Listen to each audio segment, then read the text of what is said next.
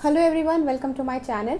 आज के इस वीडियो में हम बात करेंगे बच्चों के पॉटी ट्रेनिंग से रिलेटेड जितनी भी हमारे इश्यूज़ होते हैं, जो क्वेरीज होती हैं, हम सब के बारे में बात करेंगे। और मैं अपना पर्सनल एक्सपीरियंस शेयर करूंगी कि कैसे स्टेप बाय स्टेप मैंने अपनी बच्ची का पॉटी ट्रेनिंग किया था। इस पूरे प्रोसेस में 3 कैटेगरी के बच्चे होते हैं। पहला कैटेगरी ये होता है कि जिन बच्चों को 9 से 11 मंथ के बीच में ही पॉटी ट्रेनिंग स्टार्ट हो जाता है और 1 साल तक वो लोग एटलीस्ट टॉयलेट ट्रेन हो जाते हैं। ये यूजुअली तब होता है जब आपके घर में कोई बड़ा है, बिकॉज ट्रेडिशनली पहले तो डाइपर्स नहीं होता था, तो पहले बच्चों को बहुत जल्दी इस तरह से ट्रेन कर दिया जाता था। तो ये एक्सपीरियंस बड़े लोगों को होता है जो ग्रैंड पेरेंट्स होते हैं। तो अगर घर में ग्रैंड पेरेंट्स है तो ये चीज़ बहुत ईजी हो जाती है और बच्चों की ट्रेनिंग भी जल्दी हो जाती है। सेकेंड कैटेगरी जो आता है वो होता है जब हम थियोरेटिकली जाते हैं कि हर बुक में लिखा रहता है कि 1.5 साल जो होता है वो आइडियल एज होता है बच्चे का जब हम पॉटी ट्रेनिंग स्टार्ट करते हैं। तो बहुत लोग उस 1.5 साल के उस पाथ पे जाना चाहते हैं कि 1.5 साल से स्टार्ट करना है तो हम 1.5 साल से ही स्टार्ट करेंगे। अब कैटेगरी 3 जो होता है वो है कि घर के सर्कमस्टांसेस को लेकर, घर में जो सिचुएशन है उसको देखते हुए जब हम पॉटी ट्रेनिंग का एज डिसाइड करते हैं बच्चे का, तो वो कैटेगरी 3 हो गया। अगर आप मेरा पर्सनल एक्सपीरियंस पूछेंगे तो मैं कैटेगरी 3 में आती थी। कैटेगरी 1 मेरे लिए नहीं था बिकॉज मुझे बहुत ज़्यादा आइडिया ही नहीं था कि उस एज में भी, मतलब 9 से 11 महीने के बच्चे का भी पॉटी ट्रेनिंग किया जा सकता है। सेकेंड कैटेगरी में भी मैंने अपने आप को फिट नहीं किया बिकॉज 1.5 साल की जब मेरी बेटी हुई तो मैंने सेकेंड टाइम कंसीव किया हुआ था। जॉब के साथ साथ प्रेगनेंसी हैंडल करना और फर्स्ट बेबी को हैंडल करना मेरे लिए बहुत डिफिकल्ट हो रहा था। तो मैंने फ़िलहाल के लिए होल्ड पे रखा था कि ठीक है, 1.5 साल पे नहीं होगा तो 2 साल पे हम उसका ट्रेनिंग कर देंगे। और जब मैंने डिलीवर किया सेकेंड चाइल्ड, तब तो मेरे पीडियाट्रिशियन ने बिल्कुल ही मना कर दिया कि अभी पॉटी ट्रेनिंग पहले बच्चे का नहीं करना चाहिए, क्योंकि बच्चे को साइकोलॉजिकली हर्ट होता है। जैसे ही सेकेंड बेबी आता है एंड इमीडिएटली हम फर्स्ट बेबी को अगर इंडिपेंडेंट करना शुरू करते हैं तो साइकोलॉजिकली बच्चा हर्ट हो सकता है, उनको दुख हो सकता है इस बात का कि सेकेंड बेबी के आने के बाद मम्मा ने उन्हें छोड़ दिया है। उसके बाद मुझे ऐसा लगा कि नहीं, 2 years 5 months की हो गई है, अब मुझे उसका ट्रेनिंग स्टार्ट करना पड़ेगा। सो उसका पॉटी ट्रेनिंग मैंने स्टार्ट किया 2 years 5 months पर।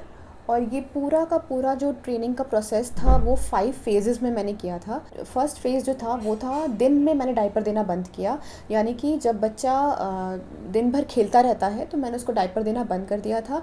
नैप के टाइम पे, यानी कि जब दोपहर में सोती थी और रात को सोती थी, ये दोनों टाइम वो डायपर पहनती थी।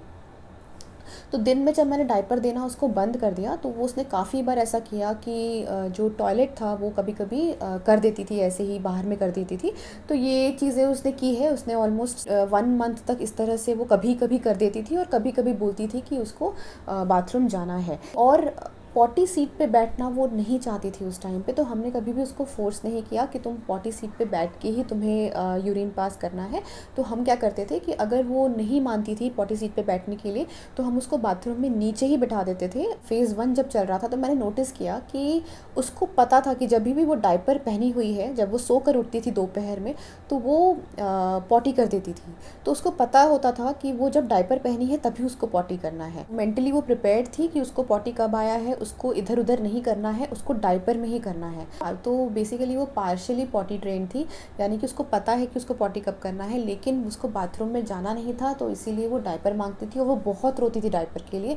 तो हम उसको डायपर दे देते थे। 2 years 5 months से लेके 3 years तक में, यानी कि जब हमने उसका 3 years का बर्थडे किया तब तक वो दिन भर में डायपर नहीं पहनती थी। सिर्फ वो सोने के टाइम पे दिन में पहनती थी और रात में पहनती थी। और पॉटी जो करती थी वो उसके लिए डायपर मांगती थी, उसको पॉटी सीट पे नहीं बैठना था। फेज़ 1 फेज़ 2 का टाइम था, ये थोड़ा लंबा हो गया था क्योंकि मैं भी बहुत ज़्यादा प्रेशराइज़ नहीं कर रही थी, मैं भी बहुत ज़्यादा फास्ट नहीं थी उसको सिखाने में, क्योंकि मेरे पास एक और छोटे बच्चे की रिस्पॉन्सिबिलिटी थी। तो मैं बहुत ज़्यादा इस चीज़ को स्ट्रेस नहीं दे पाती थी। 3 साल के बाद से मैंने उसका बाकी का 3 फेज़ किया। अब ये 3 फेज़ क्या था, फेज़ 3 था जब मैंने उसका दिन के टाइम पे जब वो सोती थी तो उस टाइम पे उसका डायपर हटाया। 1-2 बार उसने बेड भी गीला किया। ये सब करते करते उसको समझ में आ गया कि उसको बेड पे नहीं करना चाहिए, तो उसके बाद से वो उठ के करने लग गई। फेज़ 4 आया जब मैंने उसका potty training without diaper start किया, यानी कि उसको जब मैं एंकरेज करने लग गई कि पॉटी सीट पे ही करना है तुम्हें, पॉटी डायपर में नहीं करना है। तो उसके लिए वो डरती थी कि वो पॉटी सीट पे नहीं बैठेगी। तो ऐसी सिचुएशन में मैं क्या करती थी, मैंने बहुत ट्राई किया था। मैंने उसको पॉटी सीट पे बिठा कर मैंने उसको राइम्स पे दिखाए थे पॉटी सीट पे बिठा के, लेकिन वो नहीं करती थी पॉटी सीट पे। तो अल्टीमेटली हमने क्या किया कि हम कोई भी प्लास्टिक लेते थे या फिर हम डायपर कोई थोड़ा सा फाड़ देते थे और के नीचे रख देते थे एंड देन वो ऐसे ही बाथरूम में बैठ जाती थी एंड वो उसके ऊपर पॉटी करती थी, क्योंकि अल्टीमेटली वो डायपर में तो करने ही वाली है, तो हम उसको डायपर इस तरह से दे देते थे कि वो उसमें तो करे कम से कम। फिर मैंने उसको बहुत बार फ्लश टच करने के लिए दिया, उसको वो इन्जॉय करने लग गई उस चीज़ को। वो जो फ्लश प्रेस करती थी और जो पानी वो ड्रेन होता था तो वो उस चीज़ को इन्जॉय करती थी कि फ्लश की आवाज़ आ रही है। तो इस तरह से उसका पॉटी ट्रेनिंग भी हो गया विदाउट डायपर, यानी कि अब वो पॉटी सीट पर बैठने लग गई। अब लास्ट चैलेंज मेरे लिए ये था कि रात के टाइम पे डायपर हटाना।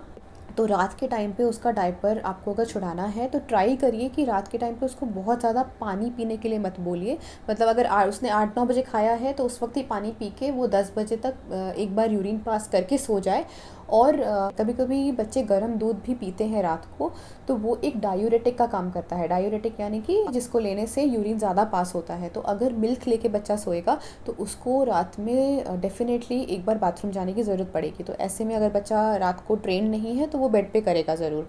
आप ये चीज़ें अवॉइड कर सकते हैं। डायूरेटिक मत दीजिए, यानी कि मतलब गर्म दूध मत दीजिए। आप उनको बहुत ज़्यादा पानी मत दीजिए। पहले ही खाने के टाइम पे जब वो 9 बजे 8 बजे खाना खा रहा है, पानी खूब सारा उसको पिला के उसके बाद 10 बजे जब वो सोता है तो उसके पहले उसको बाथरूम करा के आपको सुलाना है। तो इस तरह से 5 फेजेस में मैंने अपने बच्चे का पॉटी ट्रेनिंग किया था। तो इस पूरे वीडियो से मैं यही बोलना चाह रही हूँ कि कोई भी आइडियल एज नहीं होता है। अगर आपको इस बात का डर है कि बच्चा 3 साल का हो गया है और मेरा बच्चा पॉटी ट्रेन नहीं है, तो अभी भी देर नहीं हुई है, अभी आप स्टार्ट कर दीजिए और इसी फेज़ में स्टार्ट करिए जैसा कि मैंने बताया आपको। अगर आपने 3 साल की एज में भी स्टार्ट किया है तो डेफिनेटली, अगर पूरा डेडिकेशन लगा दिया है, आपने पीछे पड़ गए हैं उसको सिखाने के, तो आप डेफिनेटली विदिन 6 मंथ आपका बच्चा पूरा ट्रेंड हो जाएगा। आई होप ये वीडियो आपको थोड़ा मोटिवेट करेगा। अगर आपको ये सोच के लो लग रहा है कि आपने बच्चे का पॉटी ट्रेनिंग नहीं किया है या मैं लेट हो गई हूँ पॉटी ट्रेनिंग करने में, ऐसी बातें बिल्कुल भी दिमाग में मत लाइए। बिकॉज सबके घर की सिचुएशन अलग होती है, सबके सर्कमस्टांसेस अलग होते हैं। तो सब लोग अपने अपने कन्वीनियंस के हिसाब से अपने बच्चे को ट्रेनिंग करते हैं। कहीं पे भी ऐसा कोई रूल नहीं है कि 1.5 साल के बच्चे को अगर ट्रेन नहीं किया तो 3 साल के बच्चे को क्या ट्रेन करोगे। आज के लिए बस इतना ही। अगर आपको मेरा वीडियो पसंद आया होगा तो प्लीज़ मुझे कमेंट बॉक्स में लिख के बताइए। अगर किसी टॉपिक पे वीडियो चाहते हैं तो प्लीज़ मुझे वो भी कमेंट सेक्शन में लिख के बताइएगा। अभी के लिए just stay safe, stay healthy. Thank you.